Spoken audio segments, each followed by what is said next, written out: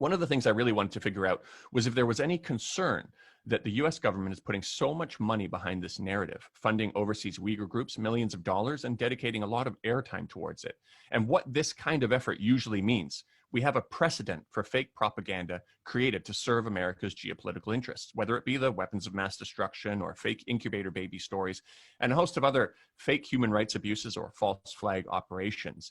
And they have very good reason to want to disrupt China and its relationships. China's economy is now set to overtake America's sooner than expected.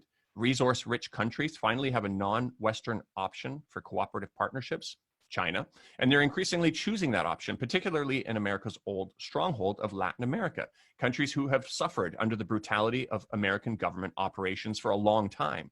Chinese telecommunication companies are offering new non-American options, which are of course being slandered as having back doors, according to the accusations of a country that has constantly wiretapped the phones of even allied countries. And there's an increasing risk that the renminbi will challenge the US dollar's global hegemony.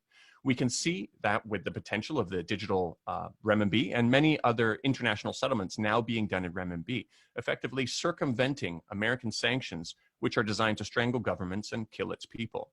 Add the context of Xinjiang being the site of Asia's largest oil deposits and the fact that it's a key doorway to China's Belt and Road Initiative, and that it suffered from pre-existing Islamic terrorism problems, the question suddenly becomes, how could you possibly not expect America to take a special interest in Xinjiang? And not because of human rights, knowing full well America's history. The question was, how do we support the Uyghurs and how do we help them without being used as a tool? With this mild statement in mind, my father was labeled a genocide denier. Not even in a theology form, full of academics, was he allowed to ask a question or to even question the intentions, even as a person who is concerned about what might be happening in Xinjiang.